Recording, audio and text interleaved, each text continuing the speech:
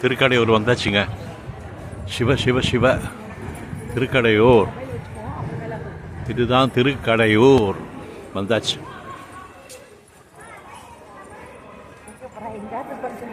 திருக்கடையூர் கோவிலில் தான் வந்திருக்கோம்.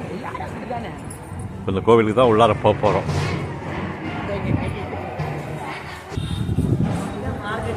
ஆஹா, அழகான இடம். கும்பாபிஷேகம் பண்ணி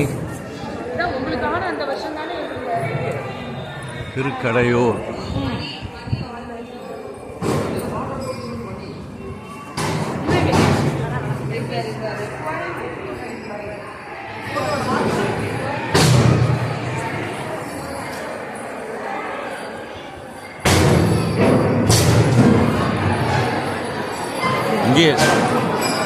இங்கே தங்கிக்கலாம் போல் இருக்கு.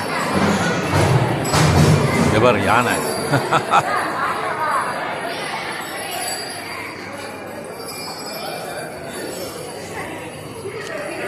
யானை பாருங்க. திருக்கடையூர்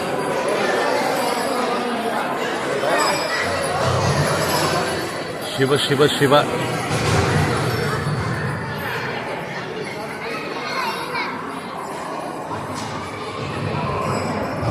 அபிராமி அம்மாள் சந்நிதி.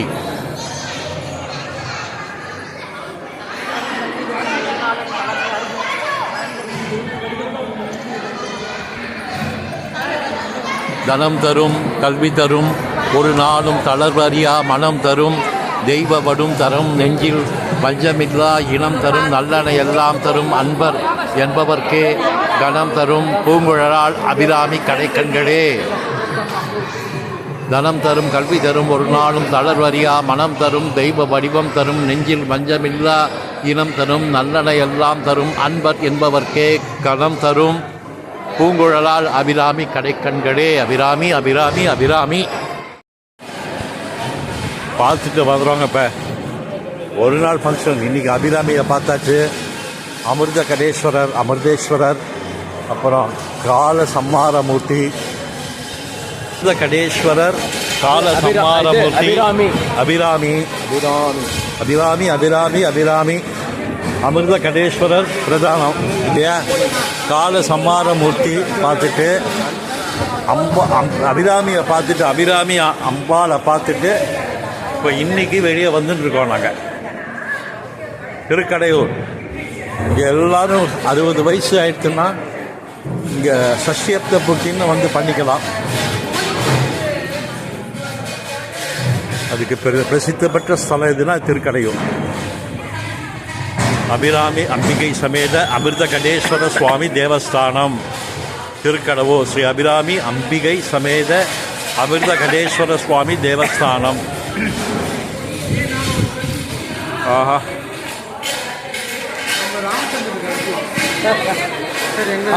ரெண்டு பேரும் வேலூர் பட்டி.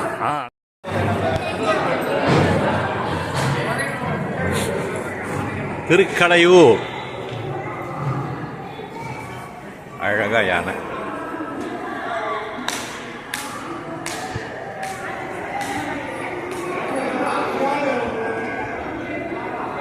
யார் வேணும்? சாஸ் வருவார்.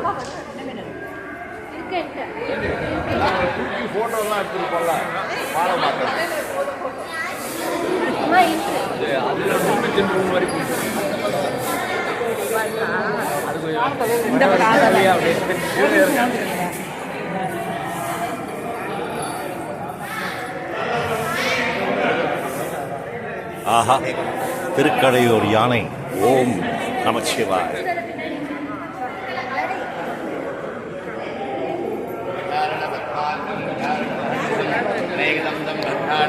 ஏகதந்தம் உபாஸ்மகே.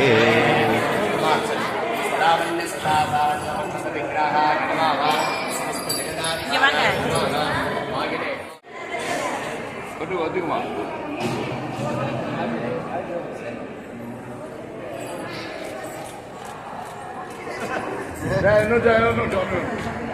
கொஞ்சம் கொஞ்சம் 2 minutes. நரேஷ்,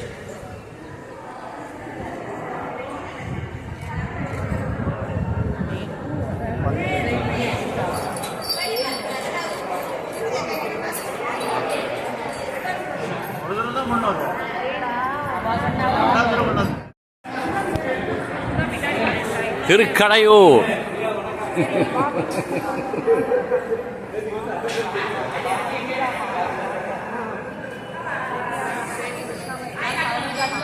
திருக்கடையூர் ஃப்ரெண்டோட சஷ்டியத்தை பூர்த்திக்கு நாங்கள் வந்திருக்கோம். இம்மன்ஸ்லி ஹாப்பி. குதிரை பாருங்க, யானையை பார்த்தாச்சு, பார்த்தது குதிரை.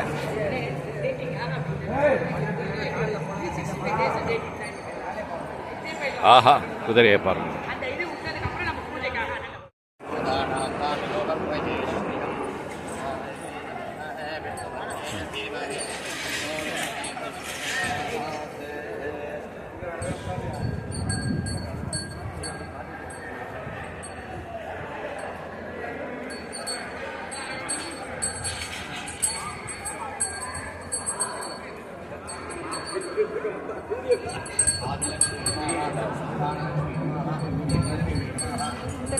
ரொம்ப தெரிஞ்சவா ரொம்ப இதுவாகிட்டு தான் நம்ம பண்ணுவோம். எல்லாத்தையும்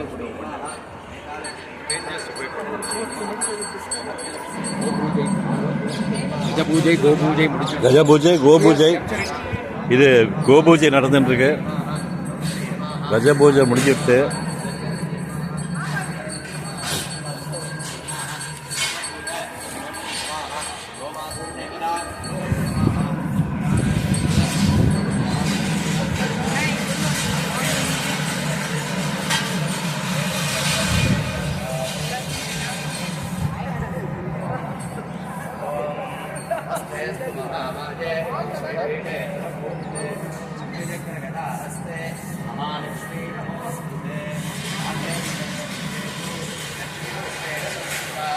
நமஸ்தஸ்தே நமஸ்தஸ்தே நமக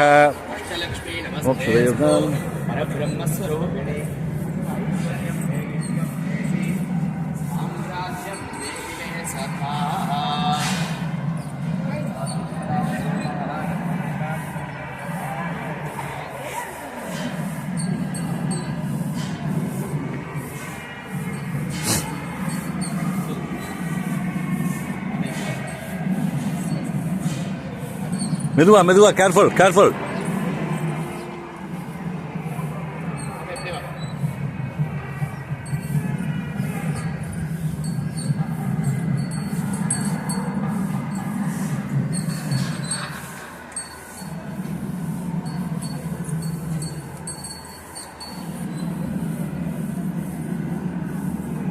நமஸ்தஸ்மை நமஸ்தஸ்மை.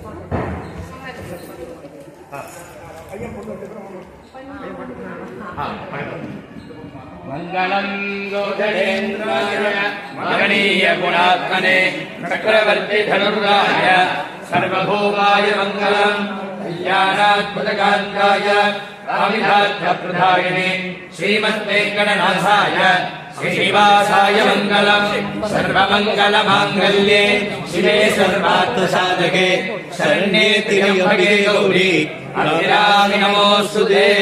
नमस्ते जगदीश्वराय कारुण्यरूपाय कृपाकराय अपार संसार निवारणाय श्री सुधा गणेशाय नमः शिवाय। அவர்தான் பிரதானமான சுவாமி. நாம் செய்யக்கூடிய வைபவங்களுக்கு எல்லாமே ஒரு வயசு பூர்த்தியில பண்றது அப்தபூர்த்தி ஆயுஷ்ய ஹோமம். இந்த 20 வயசுல வீர பராக்கிரம சாந்தியில பண்ணுவா, விவாகத்தோட சேர்த்து பண்ணுவாங்க. 60 ஆரம்பத்துல உக்ர ரத சாந்தி, 61 ஆரம்பத்துல சங்கீர்த்த மூர்த்தி, 71 ஆரம்பத்துல பீம ரத சாந்தி, 75ல விஜயரத சாந்தி, 80 வருஷம் 8 மாசம் முடிஞ்சோடனே செய்யக்கூடியது சதாபிஷேகம், 90ல பண்ணிக்கிறது கனகாபிஷேகம், 100ல பூர்ணாபிஷேகம், 120 வரைக்கும் இருந்தால் மகுடாபிஷேகம்னு சொல்லியிருக்கா. ஏன்னா ஒரு மனுஷாளுக்கு பூர்ணமான ஆயுளுங்கிறது 120 வயசுன்னு ஜோதிட சாஸ்திரங்கள்லாம் நமக்கு சொல்லுது. அது சரிபாலை தான் இந்த 60. அதனால தான் சத்தியத்த பூர்த்தின்னு 60 பூர்த்தி 69. நீங்கள் ஜனனமான காலத்தில் கிரகங்கள்லாம் எங்கே இருந்ததோ எல்லாமே ஒரு சர்க்கிள் பூர்த்தி அடைஞ்சு அதை எடுத்துக்குவோம். பிறந்த தமிழ் வருஷம் மாசம் நட்சத்திரம், அதற்கு ஒரு பரிகாரம் தான் இந்த சாந்தி வைபவம். இந்த மாதிரி வைபவங்களுக்கு எல்லாமே அதிஷ்டானமான சுவாமி யாருன்னா திருக்கடவுர் சுவாமி தான். ஏன்னா இந்த வைபவத்தை நாம் எங்கே பண்ணினாலும் இவரை தான் அங்கேயே அழித்து பூஜை பண்ணுவோம். அதற்கு அவருடைய சன்னிதானத்திலே வந்து பண்ணிட்டாக்கா க்ஷேத்திர விசேஷம் பலன்கள் ஜாஸ்தி. ஏன்னா இவர் தான் மார்க்கண்டேயருக்காக யமனை சம்பரித்தவர், பூமாதேவிக்காக மீண்டும் யமனுக்கு அனுகிரகம் கொடுத்தவர். நிகிரகம் அனுகிரகம் அஷ்ட வீரட்டானங்கள்னு 8 சம்ஹார க்ஷேத்திரங்கள் உண்டு. மற்ற 7 க்ஷேத்திரங்களில் சுவாமி சம்ஹாரம் மட்டும் பண்ணுறார். இங்கே எப்படி சம்ஹாரம் பண்ணுறாரோ அது மாதிரி அனுகிரகம் கொடுக்குறார். உயிரை எடுத்து உயிரை கொடுத்த திருக்கடம் மார்க்கண்டேயருக்கு நித்திய சிரஞ்சீவின்னு அனுகிரகம் பண்ணினார். அதனால தான் சுவாமிக்கு மிருத்யுஞ்செயர் அப்படிங்கிறது. ஏன்னா யமனையே ஜெயம் கொண்டதனால் அவர் தான் நமக்கெல்லாம் ஆயுஷ்காரகன். இந்த மிருத்யுஞ்சய சுவாமி அவருடைய அம்பாள் பாலாம்பிகை என்றும் 14 வரவாங்கிட்ட குழந்தை மார்க்கண்டேயர், ஸ்தல விநாயகர், கள்ளவார்ந்த விநாயகர்னு பெயர். வடமொழியில சோர கணபதி, தமிழ்ல திருட்டு பிள்ளையார்னு பெயர். ஏன் அந்த கணபதிக்கு நாமதேயம்னா தேவர்களும் அசுரார்களும் திருப்பார்கடலில் அமிர்தம் கிடைச்சா அமிர்தம் சித்தியானது.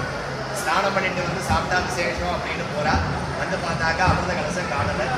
எல்லோரும் மகாவிஷ்ணு முறையில அவர் ஞான திருஷ்டியில் பார்த்து சொல்ல யாருமே கணபதியை பிரார்த்தனை பண்ணலை.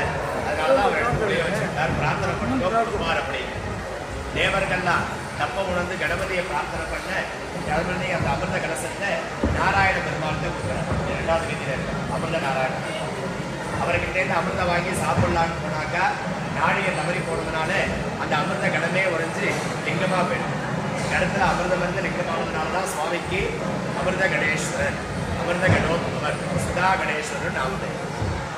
சுவாமி குருவாயிட்டார், ஆனால் அம்பாள் இல்லை. சக்தி இருந்தாலும் சிவனுக்கு சாணிக்கு சக்தி இல்லையேன்னு பிரார்த்தனை பண்ணும்போது அசரீரியா ஒரு வாக்கு ஒன்று கேட்க மகாவிஷ்ணு தன்னுடைய ஆபரணங்களை எல்லாம் கட்டி வச்சு பூஜை பண்ண அதுலேருந்து தோன்றவள் தான் அபிராமி. ஆபரண வள்ளின்னு அம்பாளுக்கு இன்னொரு நாள். சுவாமி ஏற்பட காரணம் கணபதி, அம்பாள் ஏற்பட காரணம் மகாவிஷ்ணு. சுவாமி இங்கே மேற்க பார்த்துட்டு இருக்கார், அம்பாள் கிழக்க பார்த்துட்டு. நம்ம கன்னியாகுமரி எப்படி அம்பாள் சமுத்திரத்தை பார்க்குறாளோ இங்கேயே சமுத்திரத்தை பார்க்குறோம். சுப்பிரமணியருக்கு 6 படை உண்டு நமக்கெல்லாம் தெரியும். ஆனால் விநாயகருக்கும் 6 படை உண்டு. அதில் அந்த கள்ளப்பிள்ளையார் 3ஆம் படை.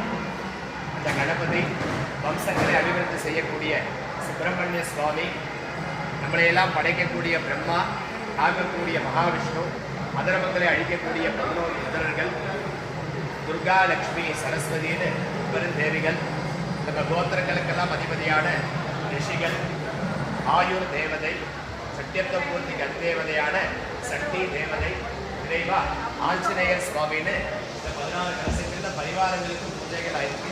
நவகிரக மண்டலம் இந்த க்ஷேத்திரத்தில் நவகிரகங்களுக்கு சாநித்தியம் கிடையாது.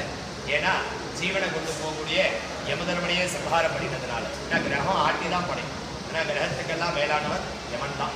அவரையே இங்கே சம்ஹாரம் பண்ணினதுனால ஆட்டி படைக்கக்கூடிய கிரகத்துக்கு இங்கே பவர் கிடையாது. நவகிரகத்துக்கெல்லாம் அப்பாற்பட்டவர் சம்ஹாரமூர்த்தி.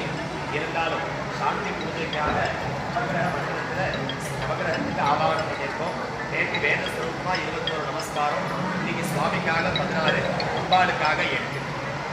முதல்ல உள்ள 16 மார்க்கண்டேயரால் சொல்லப்பட்டது.